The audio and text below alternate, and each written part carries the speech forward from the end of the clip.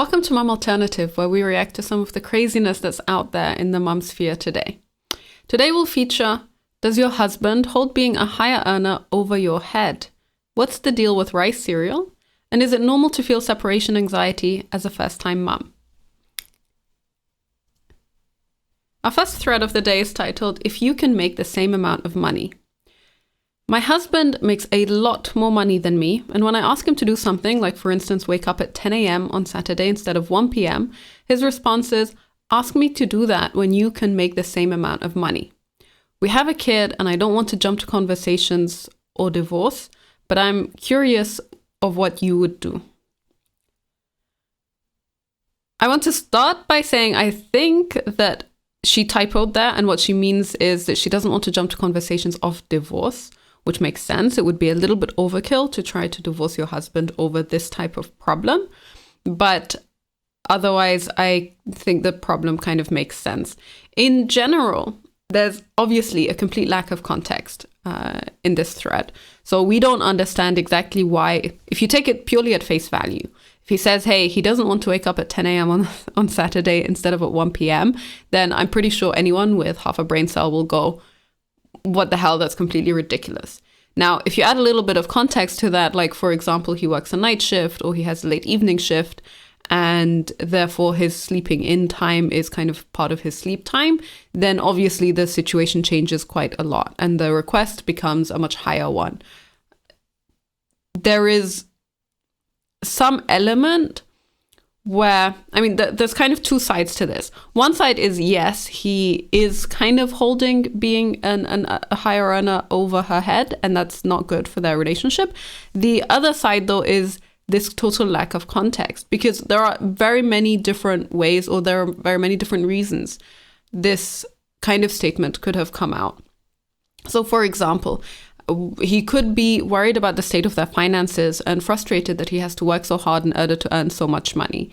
He could be he could be frustrated at the relationship itself. A lot of marriages will have this kind of dynamic where the wife is much more of a spender than the husband is, and so the husband's bringing in a lot of money, but then the wife is spending it without paying attention to what she's spending it on, and that's causing the conflict. So if the two partners here are not on the same page with regards to finances and how they're spending, it could be that he feels like he's already contributing a lot to the household, and she, for whatever reason, he feels that she isn't contributing as much. So maybe, for example, even though she earns a lot less, he's paying for everything and nothing in the house is ever done, and he's paying for daycare, etc., etc., etc., right? There are a million different scenarios that I could think of off the top of my head that kind of explain, or that could excuse to some extent the response here, or the comment here from the husband. All that said, it says to me that their relationship is in a bad place because you're not actually talking about the underlying issue. Now, that's one side to it. The other side is that he's just totally unreasonable and he doesn't want to invest any time in doing things around the house, and he has a completely messed up understanding of the idea of being married to someone, i.e. that you're joined together, and therefore you are both equally responsible for your household, you're both equally responsible for your kids, you're both equally responsible for your financial situation, and so on and so forth. That this is a joint responsibility, it is not a responsibility on one party or the other. That said, I do think this source of frustration usually comes from one person feeling like they are contributing more than the other person, or feeling like they're contributing in a way that they don't want to contribute. So, for example, if he doesn't want, like if he's working 80-hour weeks and he doesn't want to work that much, but the only way that he would be able to work less is if she took on more work. You know, there's always a balance there that needs to be reached between both people. And so if I were OP, what I would do would be wait until the situation has blown over, because that is not a good, don't give a snappy response back immediately after he says that. That's not a good way of dealing with it. The best way to deal with it would be to sit down at a separate point in time and say, hey, you know, when I asked you to do X and I thought I was asking for something quite reasonable, you instead got snappy at me and you said this statement, and that statement gave me the impression that you don't think that I'm contributing to the house. Why do you think that? What's going on? And then you can talk about it. And that is a perfectly reasonable way of dealing with this situation. I would not even consider divorce. Like the fact that she even said, hey, I don't want to jump to conversations of divorce, says to me that she probably has hung out quite a lot around this forum, because that's a fairly common piece of advice that people give. But yeah, definitely over the top. To go to some of the comments, I'm going to skip a couple. As you can tell, everyone's probably going to be on her side. One person says, this is so disrespectful. I've heard of people adding up how much it would cost to replace them in terms of workload, a live-in nanny, someone who buys and cooks groceries, a daily maid. That would be playing this game of tit for tat. But the bigger question is what he thinks his responsibilities are as a parent, and if he genuinely believes that bringing more money in equals getting to dictate how things are run in your home. I would feel so unappreciated with a comment like that, and I would lose a lot of respect for my husband if he ever said something like that. I think this person is quite fair. Yes, of course, you would feel unappreciated with a comment like that. But I think that if that is coming from the position where he's not seeing your contribution to the house, or there is a totally imbalanced contribution to the household, then that would explain why he would say something like that. And it's honestly quite hard to be appreciative enough in a relationship, and in my opinion anyway. I think both parties will often do quite a lot that goes unnoticed, and then both parties will always notice quite a lot that isn't done. And that is then the source of the conflict. That is then the source of the arguments that they have with each other. Hey, you didn't take the trash out, but maybe he was doing something else. The response of, hey, I've heard of people adding up how much it would cost to replace them. In my opinion, this suggests, number one, that she thinks OP is a stay-at-home mom, which is not what she said. She says she is working. She's just earning less. Here we also don't know, like maybe she's only working part-time and that's why she's earning so much less, or maybe they're just in totally different fields and that's why that's happening. But I would not go down the road of, hey, look at all of the things that I do in the home and imagine how much you would have to pay someone to do all of these things as well. I think that if you're kind of just taking the conversation in a place that's just not very constructive and not very helpful for both of you. It is very much this tit for tat kind of thing. If you go into your marriage with the expectation that you can really aim to do everything exactly 50-50, then you're probably going to fail, because there will be periods of time when one partner is doing X more and the other partner is doing Y more, and then that might switch for whatever period of time. But you cannot go into it with the expectation of, oh, okay, if I'm doing this, then you have to do this for me. Maybe think about marriage more from the perspective of giving and trying to give more. And he would definitely benefit from that as well, right? Like he wouldn't come up with this type of statement if that was how he approached it mentally as well. The next comment here that I wanted to read says, yeah, that's super condescending on his part. You can go to the super passive aggressive route and stop doing his laundry, whatever else. Remind him that his salary is just one part of many that goes into what it takes to run a household and live a certain lifestyle. The only way he gets a pass here is if he just got off like a 70-hour work week trying to meet a deadline and he needs to sleep. Then I think you got to let him get a day of rest. But even if that's the case, he should have said that to you instead of playing the I make more than you card. If he wants to champion himself as the money bag and that's it, let it be known there are bigger money bags out there. Now, what's really funny about this comment is she's actually right about a lot of things, or he's right about a lot of things, but also wrong about a lot of things at the same time. So if you say the super passive aggressive route of not doing his laundry, like that's not helpful either. Like, the moment you hear yourself say the words, just be super passive aggressive instead, you know that you're not helping. If you don't want to kind of spiral down into divorce, then this is not a good piece of advice. And then the second comment, yeah, he might get a pass here if he just had this particular circumstance or a situation that resulted in him needing that. Then I think you got to let him get a day of rest, this person says, which is, yeah, fair enough. Under certain circumstances, the point that he needs more time to sleep is fair enough. And still, this person is completely right that he should have found a different way to communicate that. A lot of these comments come out in these knee-jerk types of responses when people are just really frustrated in the moment, and then they say something, and that something is motivated by like resentment and anger, and that's not helpful either. You know, that's not a good way for him to communicate with you either, of course. So yes, he should have said, hey, look, I'm really tired. I needed those hours of sleep for these reasons. Would it be okay if I don't wake up early on this particular day, and I can promise to take on more of the load on a different day, or whatever else. That's a much, much better way of interacting with your loved ones than being angry at them. And then I really hate this final comment that this person says, which is, if he wants to champion himself as the money bag and that's it, then let it be known that there are bigger money bags out there.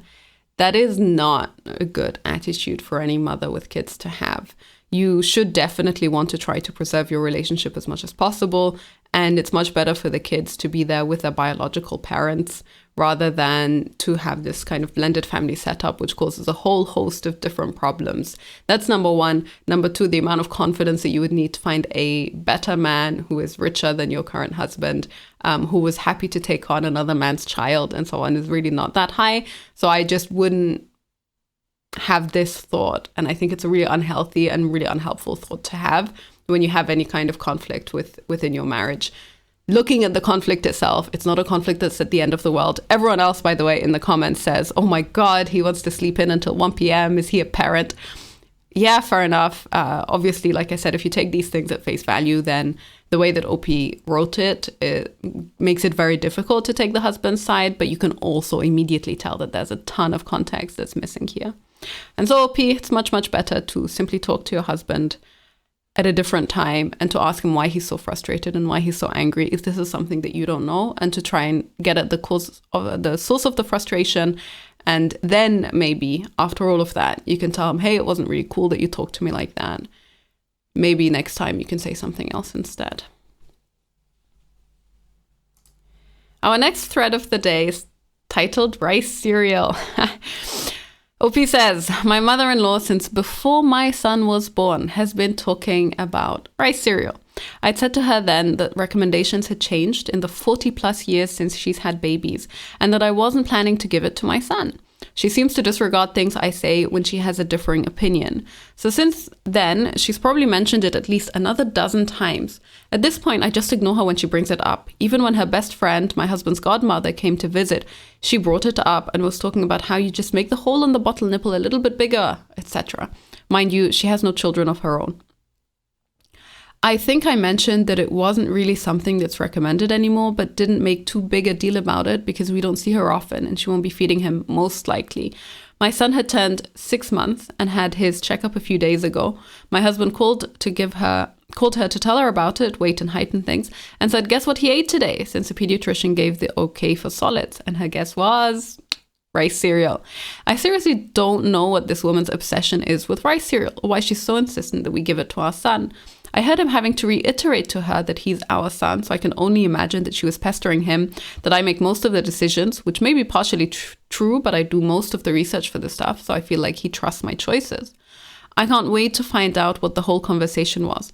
I guess I shouldn't be too worried about it, since she probably won't be alone with him anytime soon, or feeding him without one of us there, but part of me feels like she's got a stockpile in her pantry that she's just waiting to use.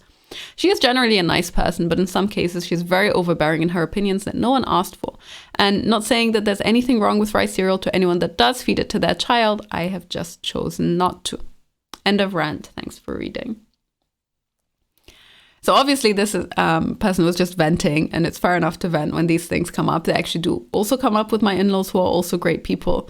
In the context of water, they would like us to give water to our kid.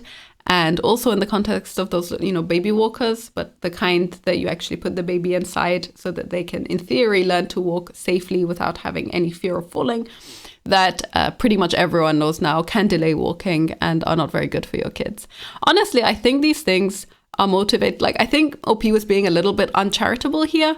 So at this particular situation, when the husband called the mother-in-law and said, hey, guess what he ate today? And she was like, rice cereal. That I don't actually think that was her way of saying you should be feeding your kid rice cereal. I think that is probably because she understood, or she remembered, or she somehow internalized this fact that rice cereal, this fact for her, that rice cereal is the first food that you introduce to your child.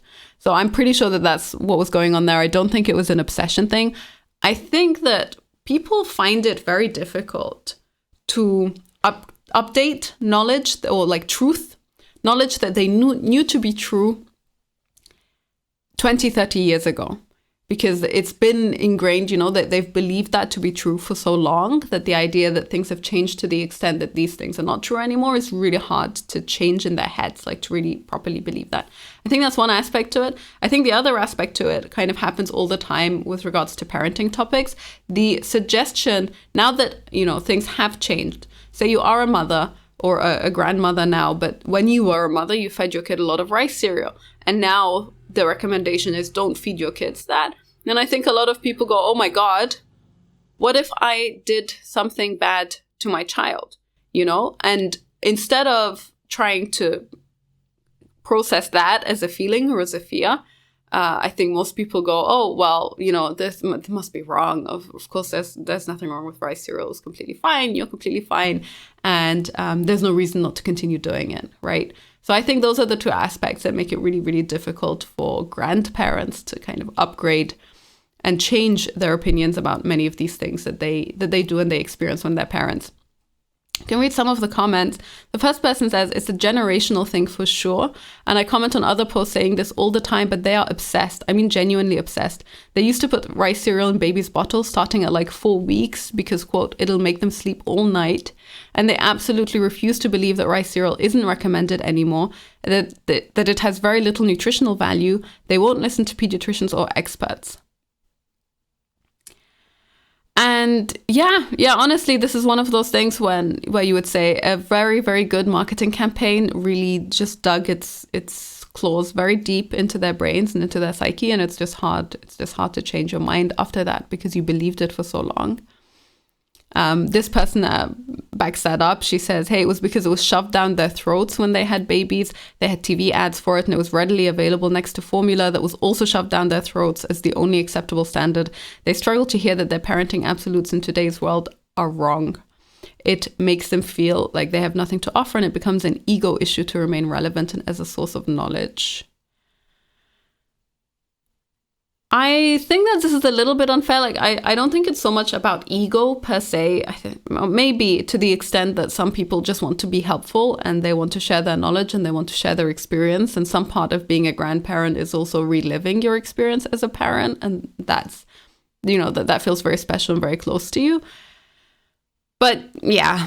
Otherwise, I would not be so angry about it. I wouldn't take it so seriously. I do think it's annoying when people repeat things and you have to say, no, I don't want to do that. I'm not going to do that. Why do you keep telling me that I should do that? But it's not the end of the world. That said, I would not and I will not feed my baby rice cereal ever. Our next thread of the day is titled Stay-at-Home Mom. Feeling so attached to baby that I don't trust anyone else with her. I'm a first-time mom and I'm wondering if how I'm feeling is normal. I've never been apart from my baby since the day she was born. The longest time I spent not with her is if my husband is watching her while I try to sleep. My mom has come to our house a handful of times and watched her for maybe an hour, so I could go to a doctor's or a dentist appointment. Even when my husband watches her, it's typically so I can do things like eat my dinner, take the dog out, or shower. It's gotten to the point where I have trouble trusting him when he's on baby duty because a lot of the time I feel like she isn't getting his full attention or much attention at all. He relies on her to entertain herself with her being in her chair or her pack and play with toys. There have been 2 times where he was on baby duty and accidentally fell asleep.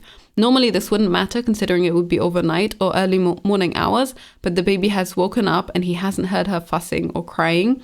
Then I've woken up from upstairs in the bedroom and my heart is racing and I feel panicked. It worries me that I feel like the only way I know for sure that she is well taken care of and safe and happy is if she is with me. I plan on getting a part-time job at some point in the future and I'm scared that baby and I will both have trouble being away from one another. Anyone else struggling? This sounds to me quite unhealthy. That's truly my very first response to it. I think that there is a certain amount of, hey, I'm needed, my baby needs me, I want to be around my baby. I don't want to let go of my baby for really long periods of time. That I completely understand. So for example, if I were to be away for a full like 24 hours, a whole day or a whole week or any other period of time beyond that is completely inconceivable to me, then I understand where this is coming from. But to not be able to leave her for a couple of hours and to also feel so anxious when the dad is watching her, I think those are two signs that this is not great. If the dad is only watching her for things like eating her dinner, taking the dog out, or showering, then each of those events is maybe like half an hour, maximum an hour long. Fair enough. That's at least she's still going to doctor's appointments and she's still taking the dog out and so on. This is not good though. There should definitely be longer periods of time where the dad watches her throughout the day, ideally, and the level of anxiety that she has about it is really not healthy. The point about him not giving her his full attention is also actually completely fine. Babies don't need attention 100% of the time, and it's good for them to learn to play by themselves and to occupy themselves every now and then. So this is not a terrible parenting style. If your parenting style is that you are, sitting in front of your baby and playing with them actively every single moment that they're awake, then this is exhausting for both you and your baby. At some point, your baby has to know how to occupy themselves as well. And you can see, when they're a year old or 2 years old, if they're really so dependent on you for attention and for entertainment all the time, that's not going to be a good situation for either of you. So there's that aspect to it. The other aspect, though, that I think is very different, like there's a huge difference between he leaves the baby to play by themselves and he falls asleep when he's looking after the baby and then the baby is crying. That is a problem. That would be a pretty severe problem for me in terms of you can't really watch a baby if you're asleep. Now, if the baby is also asleep and, they both fall asleep, then it's fine. But if you just leave the baby to play in a corner of the room and then you go and you crash accidentally on the sofa, then that's pretty bad childcare there. So that I would talk to him about. The other part of this response that's completely over the top is this when she says, I've woken up from upstairs in the bedroom and my heart is racing and I feel panicked. Now, some aspect of motherhood, and I do think this is biological, is that when you hear your baby cry, you get really stressed out. This happened to me quite a lot early on in my postpartum period because it's just knee-jerk reaction, right? Especially if you go nap and then you're napping and you can hear the baby crying and you immediately wake up and you can hear the baby crying. Like that's not a very good mental state to be in. There is definitely a biological urge that's like, hey, I need to go get my baby and see what's happening. But it shouldn't last months and it shouldn't stop you from being able to rationalize with yourself and go, hey, okay, you know what? If there really is a problem, her dad will bring her to me. If I'm needed, then it's going to be okay. Her dad is there and he can make the decision himself of saying, all right, this is a good time to bring her to her mother.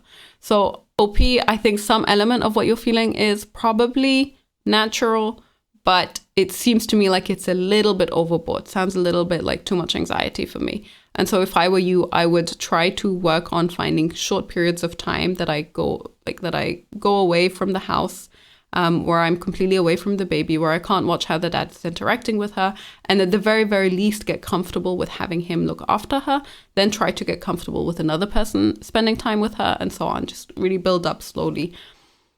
This level of fear that you have will definitely, if you don't start working on it before you have to work, you're going to really struggle. And I think a baby will probably struggle as well.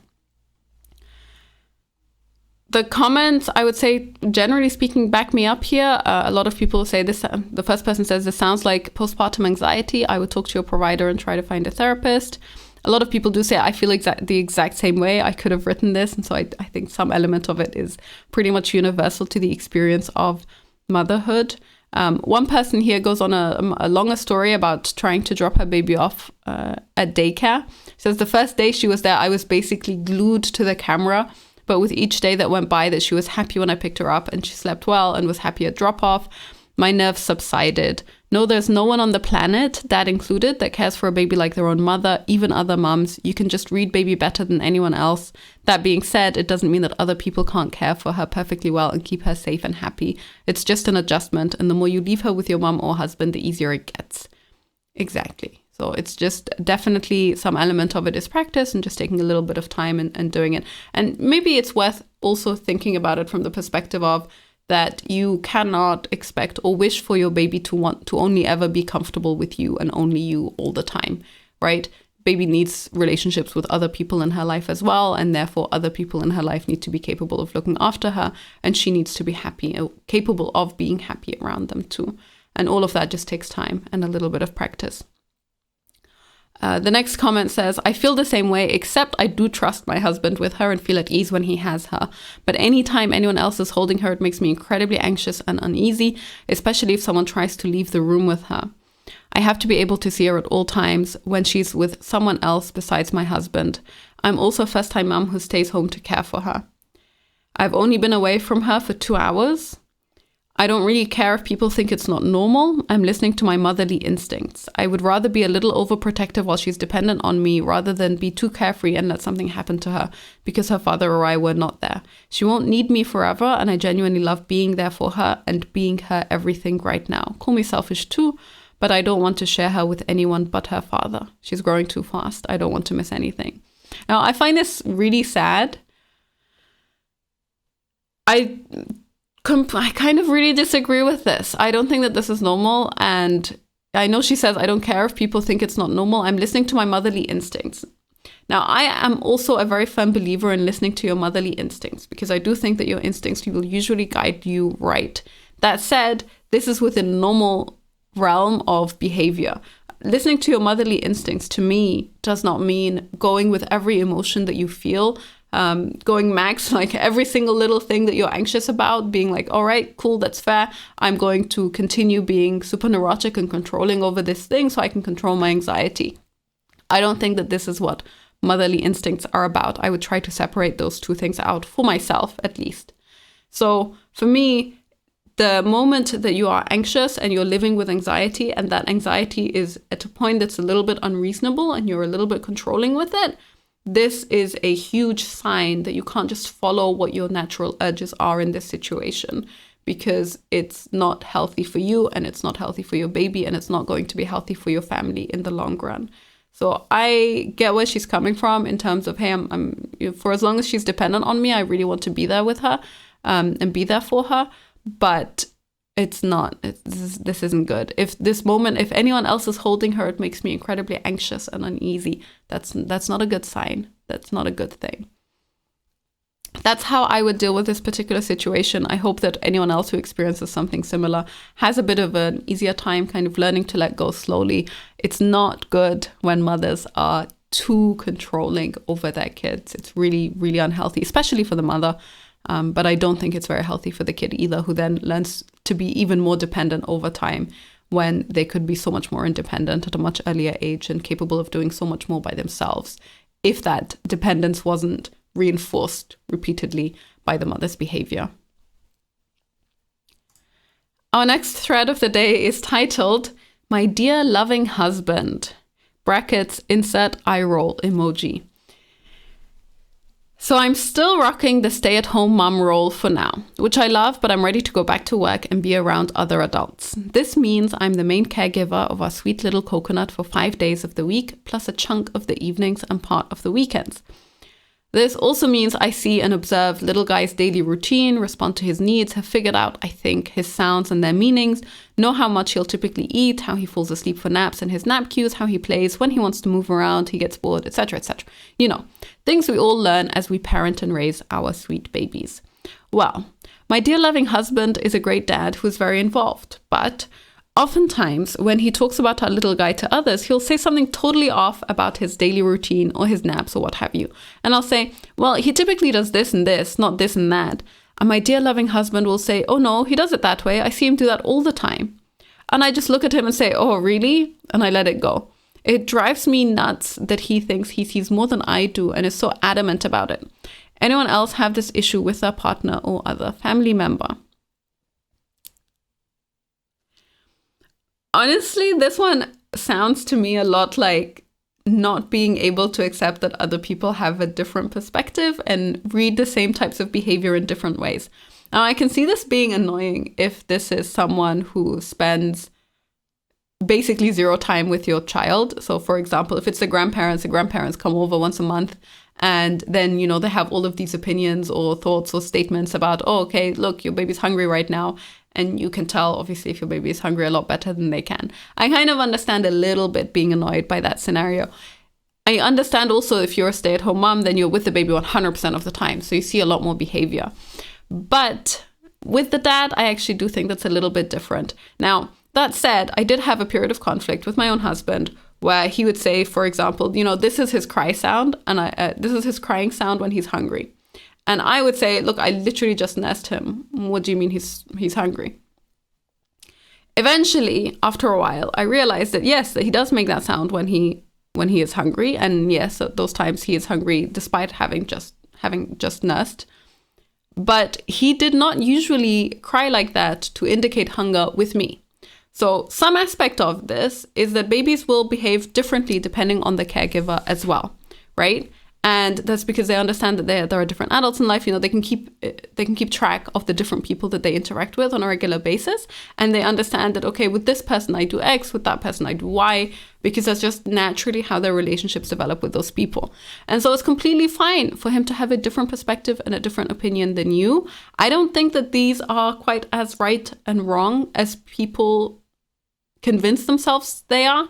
So yes, some element of it is that he will have certain tendencies, certain behaviors, but those behaviors might be slightly different or might be viewed differently by different people, and that's okay.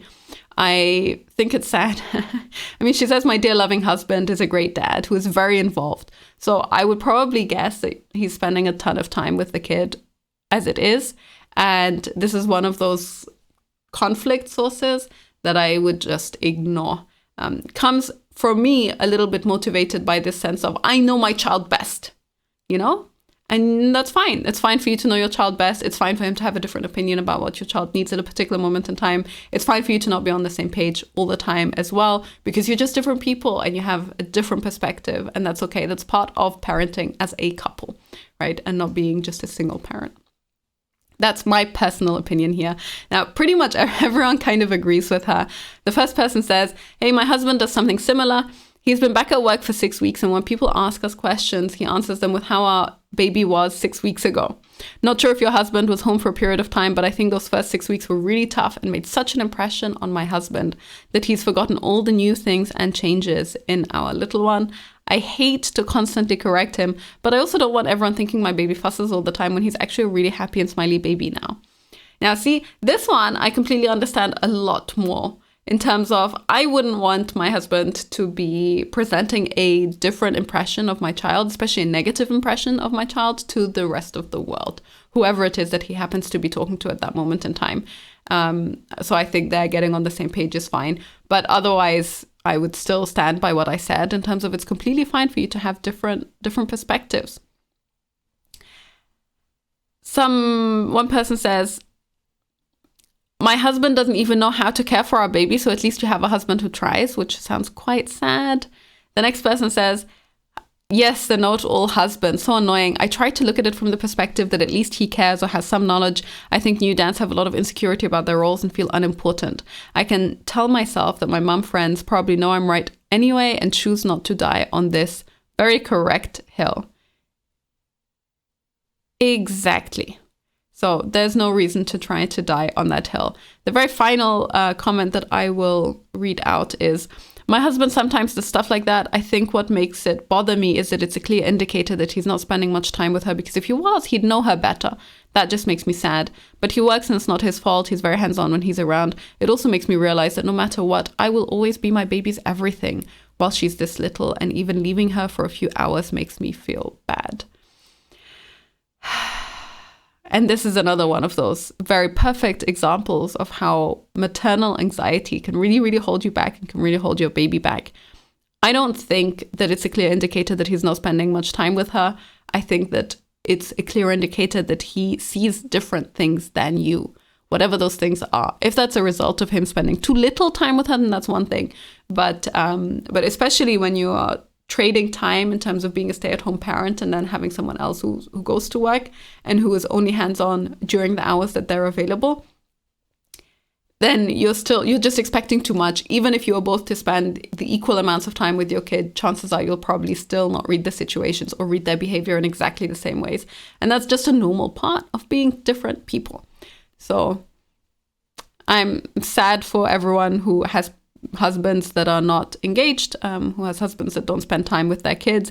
But for everyone who does have a husband that really does spend a lot of time with their kid, it's completely okay that he doesn't kind of parrot you all the time, right? You can just imagine living in a type of environment or in a couple, as a couple, and just always being able to finish each other's sentences sounds nice in theory, but it's not actually that great in practice. You want a little bit of conflict, you want a little bit of diversity in your opinions, and the difference in perspective is actually a good thing for your family in the long run. Our next thread of the day is also about husbands, titled Husband Driving Me Nuts. I'm 34 weeks one day. The crib isn't finished. We don't have the car seat up or the bassinet. He seems to be in no rush at all to get this done. I already washed our baby's blankets, bibs, burp cloths, washcloths, towels, and newborn or 0 to 3 month old clothes. I want to put everything away but can't because the crib isn't finished and that comes with drawers. Yes, we have time, but I seriously don't want to do any of this stuff last minute. I'm going to pack mine and baby's hospital bag after this load of laundry. I don't like feeling that we aren't ready. I talked to him about it and he's just not taking it seriously. I don't think he even realizes how close we actually are. I was hoping once he saw me getting this ready, it would motivate him, but nope. How do I even communicate how bad this needs to be done? We are first-time parents. This, in my opinion, is probably a huge and very universal difference between husbands and wives when the wife is pregnant. I think being pregnant really, especially when you're in that late pregnancy stage and you have this, it's not really it's not really a nesting instinct, although some people do start nesting before they go into labor as well. But there's definitely in the last couple of weeks of pregnancy this urge to just make sure that everything is sorted. Because as the mother, you're very, very aware that things could move quite quickly, that things are very unexpected, that you can't predict exactly when the baby will come.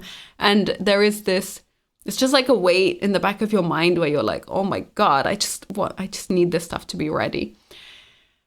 With husbands, it's very different because they're kind of like, yeah, well, I could just do it the day before, it's like, it's not going to make a big deal.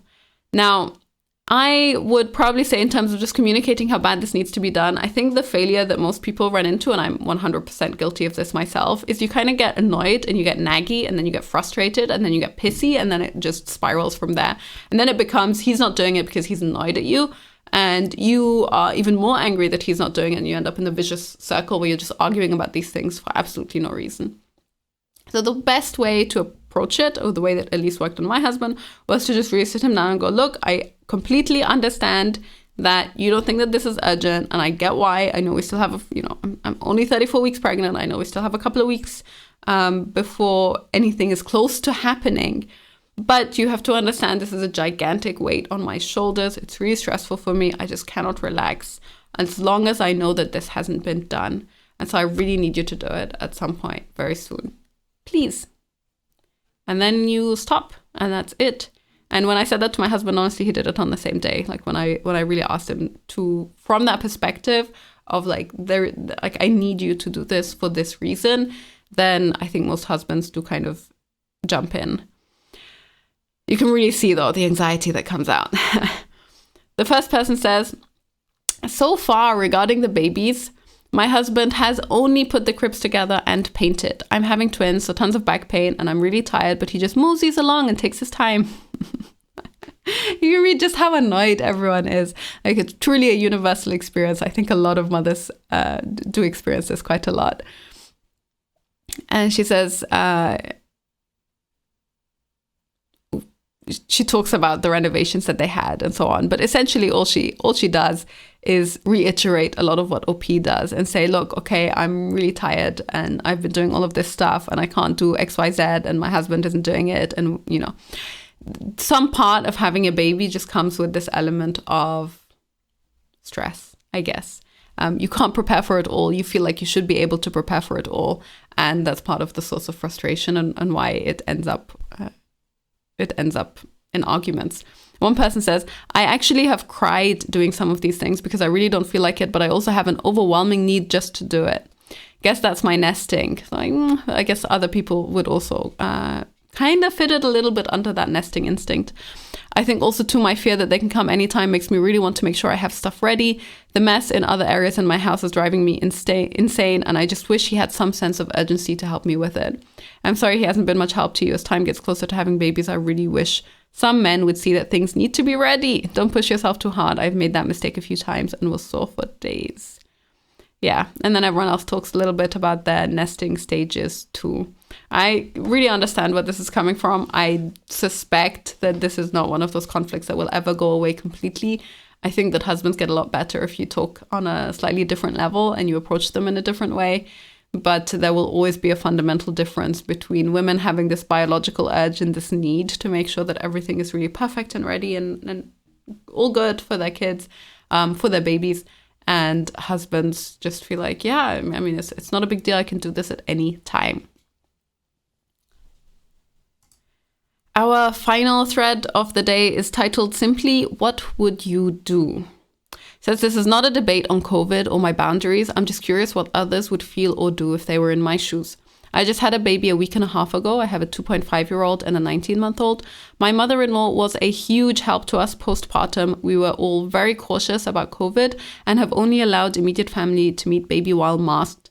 My mother-in-law is very cautious as well because she is immunocompromised. Well, she somehow got COVID. She tested positive Monday after feeling bad on Sunday. We'd seen her on Saturday, so I was literally so scared and panicked this week that me or my kids or my newborn would start showing symptoms. Luckily, we didn't. Thank goodness. This week, while COVID positive, my mother-in-law has asked my husband to run 2 errands for her. I was totally fine with this and even suggested he ask her if she needed these errands ran, grocery list and taking some of her work stuff so she could work from home. I told my husband, please drop it off on the porch and don't go inside because we have a newborn and an immunocompromised toddler at home. He came home and told me that's exactly what happened. Well, today I called my mother-in-law to check on her and she lets it slip. Oh, while your husband was over here, he was telling me blah, blah, blah. And so I immediately knew that he had lied to me because he told me they didn't even speak. So I called my husband. I very calmly and respectfully asked him what really happened when he went over to mother-in-law's. I told him I had talked to her and she told me that he came inside and they talked. He then changed his story to say that he actually did walk inside the door to set her groceries down because he didn't want her to have to carry them all the way from the porch. And they talked from a distance for maybe 10 minutes. I stayed very calm. I told him I felt that this was very irresponsible of him and I was extremely upset that even after I'd asked he not go inside, he did anyway and then lied to me. I told him I needed some space and didn't want to talk about it anymore because I was very upset. He blew up. He got so mad and tried deflecting, saying I was totally overreacting and how dare I insinuate that he put his family in harm's way and that I was blowing it out of proportion. He barely even stepped inside the house and they stayed at a distance. I just hung up because I'm too emotionally escalated to have a healthy conversation. I keep thinking about how when he came home both times, he immediately held our newborn baby. I'm literally having a full-blown panic attack because I'm now absolutely terrified all over again we're going to get COVID. I'm so hurt by this whole situation. I also feel like it's partially my own fault because I suggested he ask her if she needed her work things picked up and then also if she needed us to do a grocery run. So now I'm even beating myself up over it. If you read this far, thank you. Thoughts, opinions. Would you be mad? Am I overreacting? What would you do? Now, I think the situation is worsened quite a lot by the fact that she has a very, very fresh newborn. She only gave birth a week and a half ago, right? So that's a very, very young kid. I completely understand why she's a little bit hyper anxious about this. And there is clearly the problem with all relationship conflict is that it gets a lot worse when people lie. And so people have this tendency, well, I say people, it's obviously a generalization, but it seems to be that a lot of people have this tendency to go, okay, if I can just avoid dealing with the situation head on, I'll just lie and get out of it and then it'll be fine and then we can all move on and it's not a big deal. And then obviously the moment you lie, trust gets damaged and that becomes a really major problem, right? It escalates the problem so much more. This is, ironically, it should be one of the first lessons that people learn in life, why you shouldn't lie and why you should tell the truth, but it doesn't seem to stick. And in marriages, it's really, really bad. So what the husband did here that was completely messed up is that he lied to her about it, you know? She said, hey, I want you to do it this way. He was like, sure, I'm going to do that. And then he decided not to when he was there. And instead of owning that and just saying that to her and dealing with the fallout from that, he was just like, maybe I'll just be able to avoid this whole thing if I just go, no, I did it exactly as you told me. And that's not good. So that's one aspect of it. That's what the husband really messed up as far as I'm concerned. That said, OP is kind of not very honest. So she says, I stayed very calm. I told him I felt that this was very irresponsible. I told him I needed some space and didn't want to talk about it anymore because I was very upset. And then she says he blew up. And then she says she hung up because I'm too emotionally escalated to have a healthy conversation. So you cannot simultaneously say, I was very calm and was just trying to give him feedback, but I was also very upset and very emotionally escalated to the extent that I had to hang up because I just couldn't talk to him anymore. Those two are mutually exclusive. They cannot be happening at the same time. So as far as I'm concerned, OP is most likely extremely anxious about the thought of getting sick and getting COVID, which fair enough. I completely understand, especially when you have a very fresh newborn and you have a toddler and, everything else going on around with those two things, when you're still freshly postpartum and you need some time and your body needs recovery time, of course, you don't want to get sick. So I get why she doesn't want to get sick. That said, clearly her anxiety levels are stressing her husband out to the point that he's like, I just won't tell her the truth about what's happening. When she says he got so mad, he tried to deflect, saying, I was totally overreacting. How dare I insinuate that he put his family in harm's way? I was blowing it out of proportion, etc., etc. So it's like you can really hear the husband's perspective here, where he thinks that she's a little bit over the top and she's trying to control his behavior to an extent that he does not agree with. And then instead of telling her, hey, I think you're a little bit over the top and I don't agree with this, he lied and then had to deal with the fallout. And obviously the fallout was so much worse than it had to be. So I would probably say OP is a little bit over the top in general. And then everything else that she says, that she's beating herself up over the whole situation happening to begin with. If your mother-in-law is sick and you have a good relationship with her, you really care about her health and well-being, it's completely fine to say, hey, we can pick up some groceries for you and do whatever you need to do in order to make that comfortable for both of you. Like, it was a good deed. I wouldn't feel bad for it. And it's okay that he went inside for a few minutes. It's okay that they spoke. You can't do anything to change it. Once you find out that that's how things went down, there is no point. This whole panic attack response is completely a waste of time and a waste of energy. And if anything, the level of stress that you put yourself under is going to make it worse for you in the long run, because that will be the thing that lowers your post-stress. So after the stress response, your immune system will crash, and then suddenly you'll be much more susceptible to catching things and get sick a lot easier. So there's no reason to panic. When these situations happen. It's unfortunate, but there's nothing that you can do about it. It's better to just move on. That said, you definitely need to talk to the husband and to try to get on the same page about what is reasonable behavior and what is not reasonable, and to what extent can you avoid trying to get sick. Because clearly you don't agree with them. And then hopefully at some point he will realize and himself stop lying, because lying is not good for your relationship and it's not good for the trust levels in your relationship in the long run either. But that is the part where I would say OP did not help herself by being just a little bit too anxious and then pushing that anxiety on other people and expecting them to meet those standards too much. And you can see here, the first comment says, to me that there's two issues. Number one, that he went into the house. Based on his response, it seems like he tried to distance himself, probably thought it was harmless. That I could forgive. And number two is the fact that he lied. He knew he fucked up and he tried to cover his tracks. The fact that you called him out on it and he blew up means he knows that he was wrong. This bothers me more, because what else is he lying about that you don't know about? And then OP replies, and this here you'll really hear what I mean when I say I think OP has a completely messed up perception of the situation in her head. She says, I think this is why I got so mad, because I originally wasn't irate that he went inside. I just wanted to figure out what had really happened, but then him blowing up really just made things worse, especially because I was trying to be so calm and understanding. I don't believe it. I feel that the more you say, I was super calm and understanding, and if people respond to you being calm and understanding by blowing up, then you are probably not very calm and understanding, and it was just very clear how angry you were. So I think that OP is trying to sell a different story to what actually happened. Another response from OP to the second comment, she says, My mother-in-law is so cautious to the fact that she caught it is mind-blowing and really speaks to how contagious it is. I can't wrap my mind around why he would go inside her house, especially after I asked him not to. Now, see, that already says she completely disagreed with him going inside the house, of course.